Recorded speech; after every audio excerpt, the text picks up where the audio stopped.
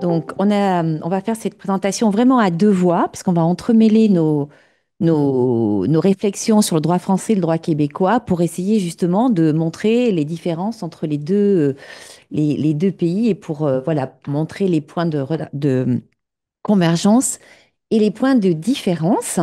Alors, pour les deux pays, hein, le cadre international, donc on va un peu revenir en arrière en fait par rapport à ce que Agnès a dit, parce que d'ailleurs elle l'a dit, toutes les recherches qu'elle fait aujourd'hui, c'est parce que les lois, en particulier la loi française, a permis cet accès aux origines. Je vais rappeler rapidement le cadre international, hein, qui a énormément influencé la France et qui a vraiment contribué à ce que, en 2002, comme j'y reviendrai, une loi permette aujourd'hui de rechercher ses origines pour les enfants, pour les pupilles de l'État, les enfants adoptés. Donc, ce cadre européen, il continue à se fortifier. Il est très important puisqu'il se diffuse non seulement sur la question des enfants adoptés, éventuellement nés dans le secret, mais aussi sur les enfants nés d'un don de gamètes. Donc, depuis maintenant 89, hein, 89-90, la Cour européenne des droits de l'homme a reconnu, sur le fondement du droit au respect de la vie privée et familiale, hein, contenu dans l'article 8 de la Convention européenne des droits de l'homme, un droit pour chacun d'établir les détails de son identité d'être humain. La Cour a reconnu que cet intérêt ne cessait pas avec l'âge, bien au contraire. Hein.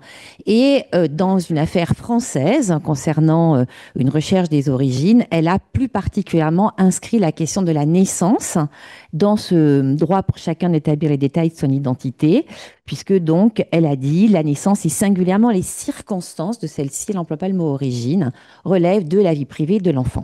Alors, important, hein, ce qui est reconnu par la Cour européenne des droits de l'homme, c'est pas un droit à avoir accès à ses origines, c'est le droit à saisir hein, une commission ad hoc, une commission spécifique dans chaque pays pour demander des informations sans garantie de résultat. Hein. Cette demande peut ne pas aboutir. Alors, Michel va nous présenter le cas de l'ONU. Alors, merci Laurence. Bonjour à toutes et tous du Canada. Alors, la Convention de l'ONU relative aux droits de l'enfant a aussi été mobilisée dans la jurisprudence en France et au Québec et aussi, j'oserais dire, au Canada dans notre fédération canadienne où finalement nous avons 10 provinces et un gouvernement fédéral qui peut intervenir en plus des 3 territoires. Donc, cette convention de l'ONU, elle a été mobilisée dans la jurisprudence et aussi dans la doctrine, en particulier au Québec, et elle a, comme Laurence le mentionnait, influencé le législateur. La Convention va plus loin que les autres instruments internationaux. Elle établit à ses articles 7 et 8 le droit de l'enfant de connaître dans la mesure du possible ses parents et le droit à la préservation de son identité. L'innovation réside dans le fait que ces droits sont désormais reconnus à l'enfant et non pas uniquement à l'adulte. Et malgré les divergences d'interprétation de la Convention qui ont parfois cherché à limiter sa portée, une interprétation contemporaine de la Convention tend vers la reconnaissance du droit aux origines ou enfin vers plus d'accès aux origines aménagées selon les intérêts de chacun, comme répondant à une partie des besoins identitaires de l'enfant. Alors, je repasse la parole à Laurence. Est-ce que je fais comme ça? Non, mais je ne la vois pas. Excusez-nous. Alors, pourquoi Michel et moi avons décidé de faire une comparaison France-Québec? D'abord parce que nous avons participé à une ANR dirigée par Agnès sur les origines et que, voilà, on s'est retrouvés deux juristes et c'était vraiment très passionnant de faire cette comparaison. Mais elle était aussi pertinente puisque le Québec, à la différence du reste des provinces canadiennes, partage avec la France une tradition civiliste hein, de droit écrit que dans les deux pays, l'adoption partagée était fondée sur la même base, en tout cas récemment, c'est-à-dire conçue comme une mesure de protection, et que la recherche de l'intérêt de l'enfant y était un critère prédominant. Mais il y avait aussi, et de façon différente, hein, une même tradition de confidentialité sur la filiation biologique ou d'origine. Et dans les deux pays aussi, on pouvait constater récemment une tendance à une inversion de cette tradition de confidentialité pour limiter le secret ou pour le rendre réversible. Et donc, dans les deux pays, de façon différente, le législateur s'était engagé à rechercher un équilibre entre des intérêts contradictoires, comme le disent les juristes, c'est-à-dire l'intérêt des parents d'origine et l'intérêt de l'enfant qui recherche ses origines. Donc en France, la loi est ancienne, hein, d'une certaine manière. Maintenant, c'est la loi de 2002 relative à l'accès aux origines des personnes adoptées et pupilles de l'État. Et au Québec, il y a des lois très récentes, hein, justement, qui vont montrer la distance qui a été prise avec le cadre français. Une loi de 2017 et dont on a mis le titre, et des lois encore plus récentes, en particulier la loi de 2002 qui porte réforme du droit de la famille et qui a modifié un nombre de dispositions sur l'adoption. Donc, Michel va revenir, hein, en détail sur ces lois que je ne fais que présenter. Alors, on va commencer, on va suivre à la fois le plan France-Québec, hein, on va faire le voyage France-Québec régulièrement, et puis on va suivre aussi le plan d'Agnès, c'est-à-dire qu'on va parler de la question des origines au moment de la naissance, alors non pas au moment de la remise de l'enfant, mais c'est quand même souvent lié, puisque je vais parler de l'accouchement sous X, et puis on parlera ensuite de la réversibilité lorsque l'enfant grandit et cherche éventuellement ses origines. Alors, il est bon de rappeler qu'en France, il n'y a pas de secret, pas de secret sur l'adoption, hein. Il n'y a de secret que sur l'accouchement sous X. Donc, je rappelle, hein, que, parce qu'on voit souvent le contraire dans des articles, hein, que même l'adoption plénière laisse une trace sur l'acte de naissance de l'enfant. L'acte de naissance de l'enfant adopté, il y a une référence au jugement qui a prononcé son adoption. Pas plus, il n'y a pas toute son origine, il n'y a pas marqué qu'il est né sous X, mais en tout cas, voilà, on sait qu'il a été adopté lorsque sur la copie intégrale de l'acte de naissance, euh, on peut découvrir, parfois être surpris de découvrir qu'on a été adopté. Alors, il n'y a plus de possibilité, hein, depuis la loi de 2002, pour les parents de naissance qui ont établi leur filiation, de remettre l'enfant à l'aide sociale à l'enfance en demandant le secret. Or, c'était une possibilité, hein, jusqu'en 2002, assez usitée, hein, puisqu'on pouvait remettre l'enfant jusqu'à 2 ans, puis jusqu'à 1 an, en finalement maquillant complètement, en conduisant à ce qu'on, on aboutissait à une destruction de l'acte de naissance d'origine. Donc les parents pouvaient, alors même qu'ils étaient connus, nommés et la filiation était établie, demander à ce que le secret entoure leur identité. Donc ne reste aujourd'hui en droit français, et c'est une pratique qui existe dans peu de pays, hein, en Italie, par exemple, on a aussi la même pratique de l'accouchement sous X. D'autres pays y réfléchissent, mais c'est vraiment en France qu'elle est le plus encadrée. Donc la possibilité d'accoucher dans le secret, d'accoucher sous X, comme on le dit, existe dans le droit français de manière pluriséculaire, mais elle est entrée dans le Code civil véritablement au XXe siècle et elle est codifiée dans le Code de l'aide sociale et de la famille depuis la loi de 2002. Donc, ça veut dire que là, pour le droit civil, hein, demander l'accouchement dans le secret, c'est poser une présomption de non-accouchement, hein, de la part de la femme qui réclame ce secret. Deux chiffres intéressants, il y avait à peu près 500-600 cas depuis les années 60-70 en France. Ça a baissé, 209 demandes d'accouchement dans le secret en 2002. Ça a un petit peu remonté, c'est les chiffres les plus récents que j'ai obtenus dans les rapports qui sont toujours décalés, soit du CNAOP, soit de l'Observatoire de protection de l'enfance, donc 430 cas en 2023. Vous savez, mais je le redis, et Agnès l'a dit déjà, la mère... Alors, père et mère de naissance, hein, c'est des termes qui sont employés par la loi. Donc moi qui suis juriste, je ne vais pas dire parents d'origine, je vais emprunter les termes juridiques qui devraient certainement être revus, mais c'est comme ça aujourd'hui qu'ils sont écrits, père et mère de naissance et non pas gestatrice, parents d'origine ou autre.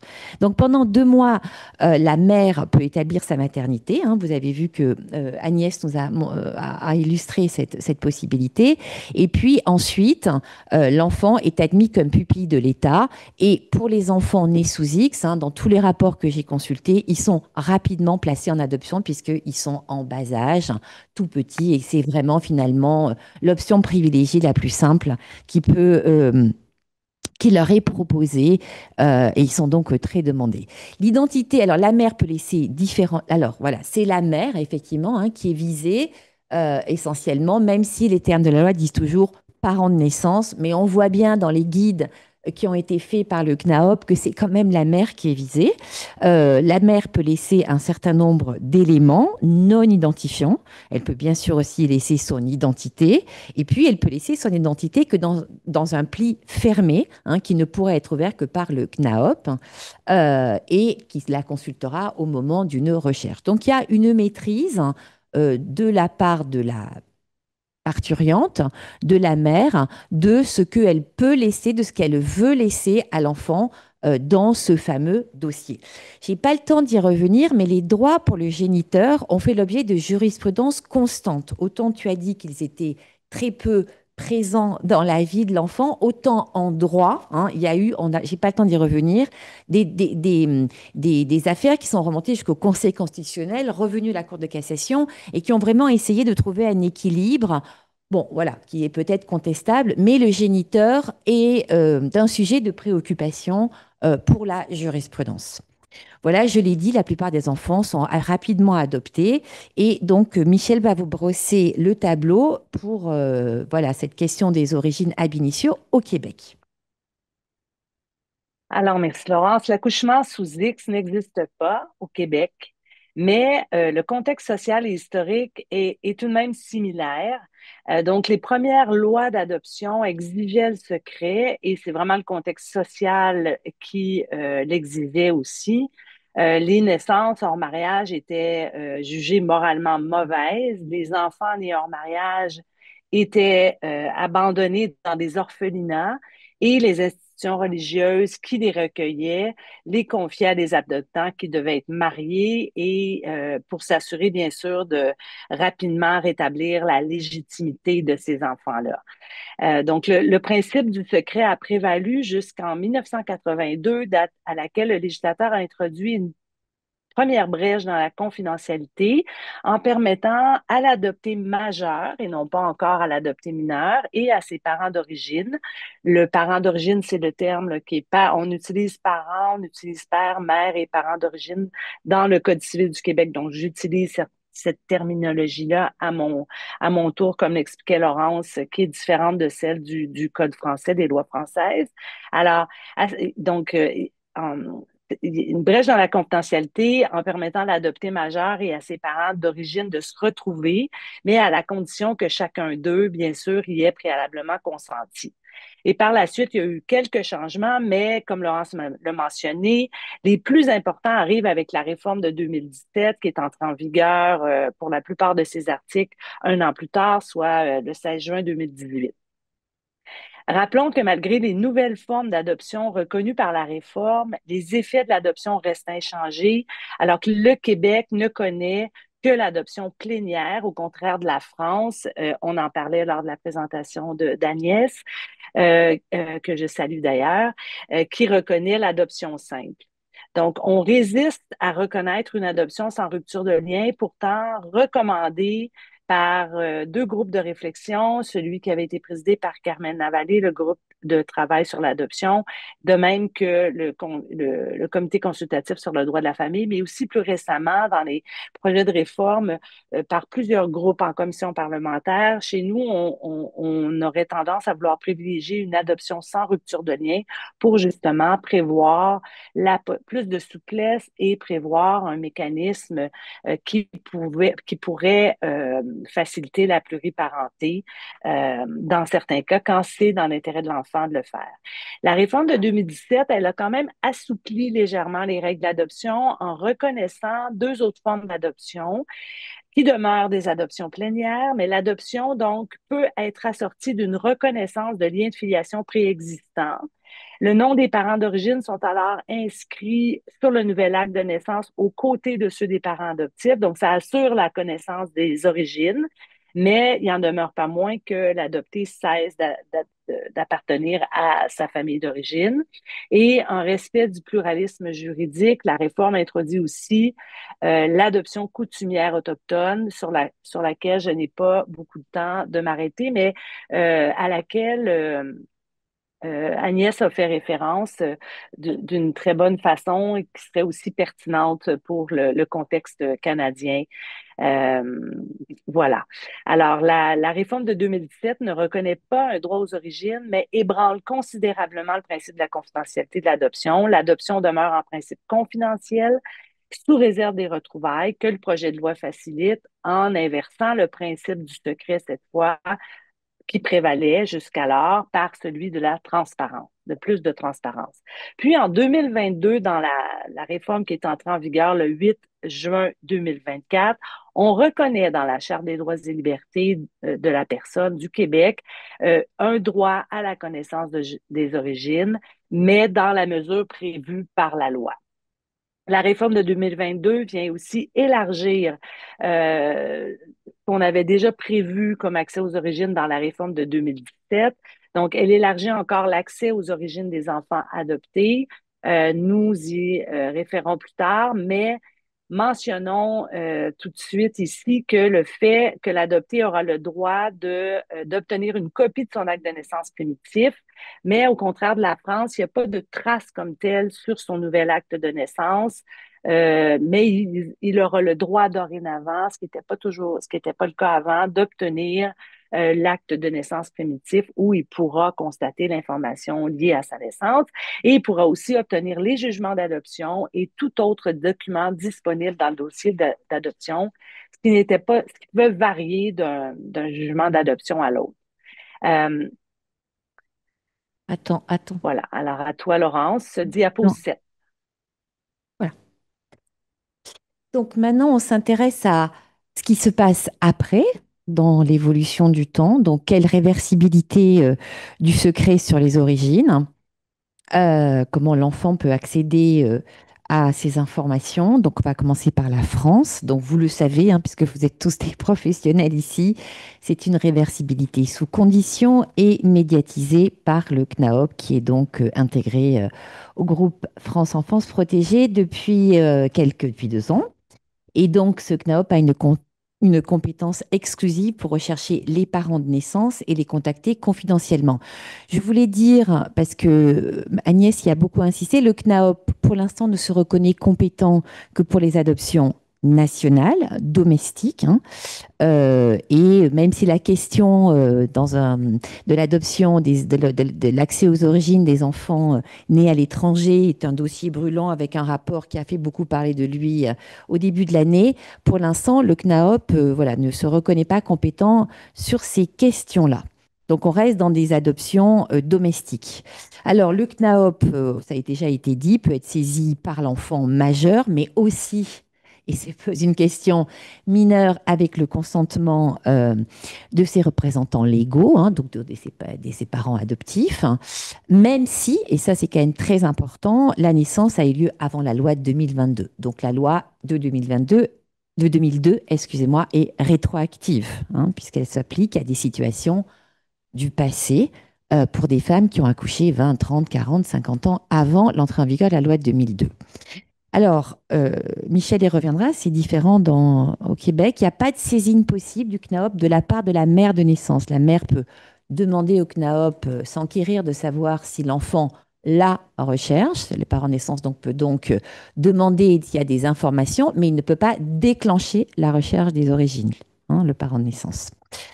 La communication de l'identité lorsqu'il y a une demande auprès du CNAOP, elle se fait sous condition, hein, en particulier lorsqu'il y a eu un pli fermé, il va falloir l'ouvrir et rechercher la mère ou le parent de naissance, essentiellement la mère, pour obtenir son consentement express.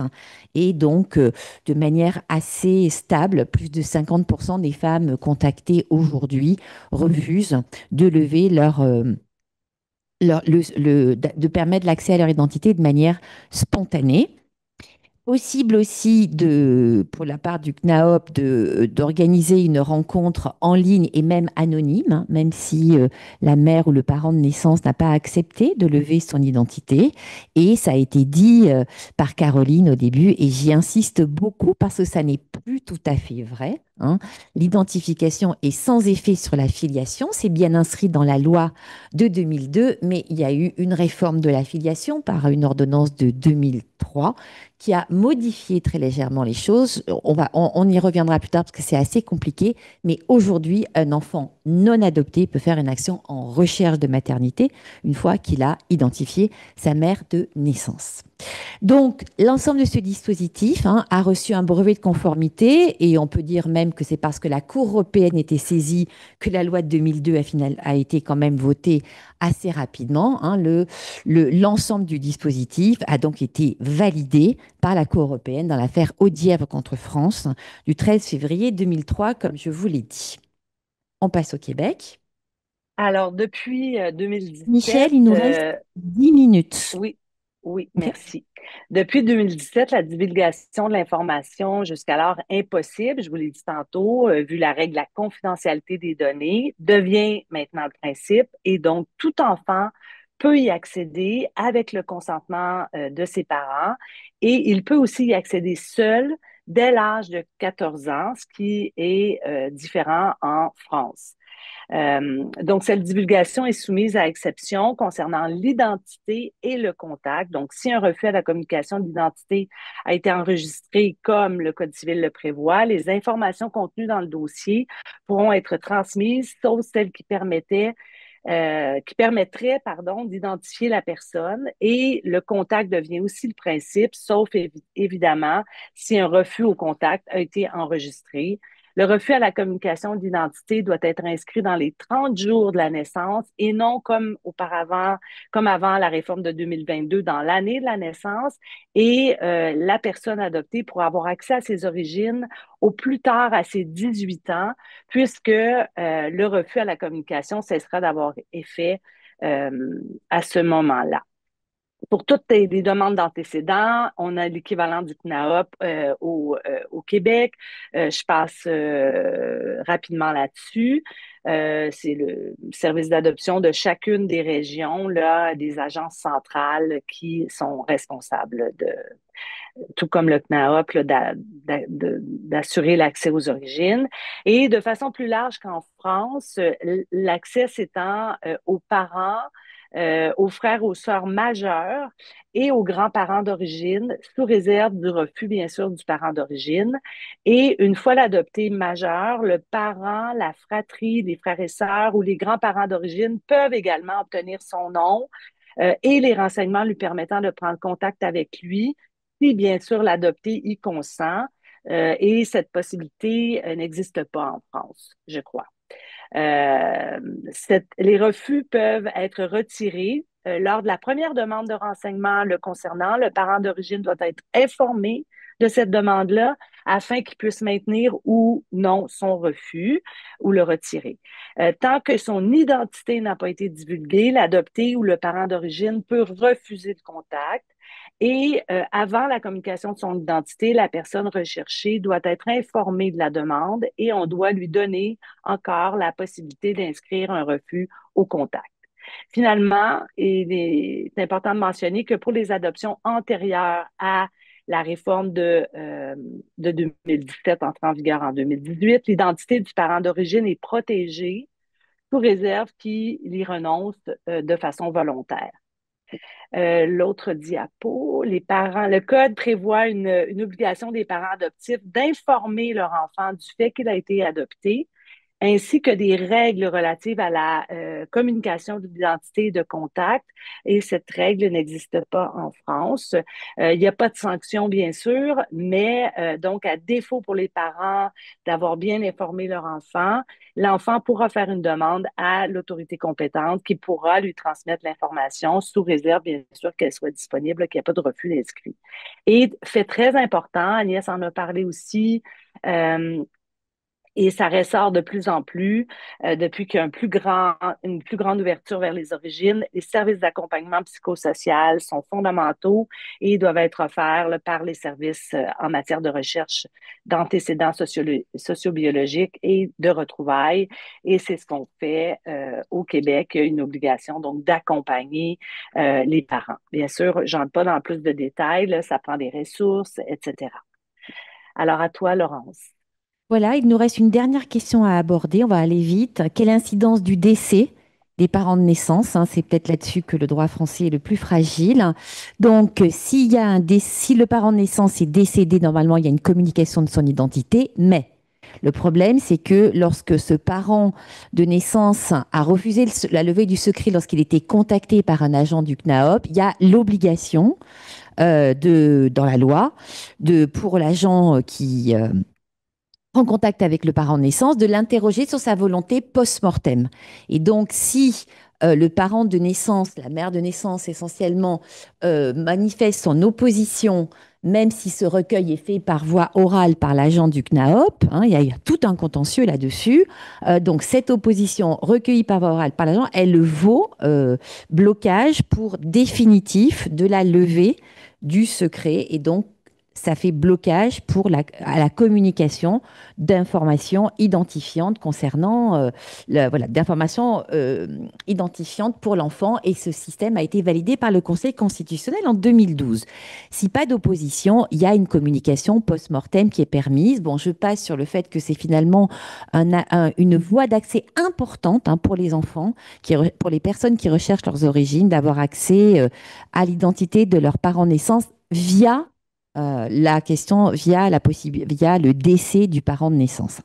Bon, c'est justement ça, hein, là où le bas blesse. Il y a plein d'autres sujets sur lesquels il faudrait que le droit français évolue, mais il va devoir le faire, puisque dans un arrêt très récent, hein, Cherrier contre France, du 30 janvier 2004, la question du verrou post-mortem a été remis en cause en demi-teinte par la Cour européenne des droits de l'homme, qui était saisie justement dans le cadre d'une volonté qui avait été exprimée par la mère d'opposer toute levée de l'identité, même après sa mort. Et la Cour européenne, qui n'était pas saisie spécifiquement de la question, a quand même dit, et il faut y faire attention, que le choix de l'anonymat dans cette situation, c'est-à-dire post-mortem, pourrait peser d'un poids différent dans la balance, hein.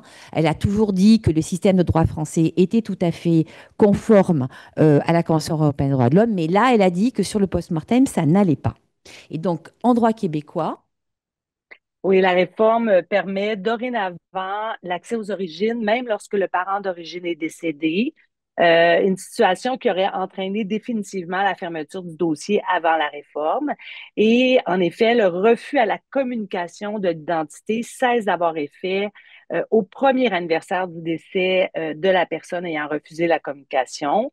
Depuis 2022, comme en France, mais de façon peut-être un peu plus large, puisque l'accès est possible en France dès 18 ans, alors qu'au Québec, c'est à partir de 14 ans que les enfants peuvent y accéder seuls. Là, les descendants au premier degré de l'adopté décédé peuvent accéder aux origines. Aux mêmes renseignements. Évidemment, ils vont pouvoir accéder aux mêmes renseignements et aux mêmes documents qu'aurait pu obtenir l'adopté aux mêmes conditions qu'il aurait pu le faire. Alors, quelques voilà. statistiques sur lesquelles on n'a pas vraiment le temps de passer, Oui, on n'a pas le temps, on mais vous on les vous les laisse. laisse. Voilà.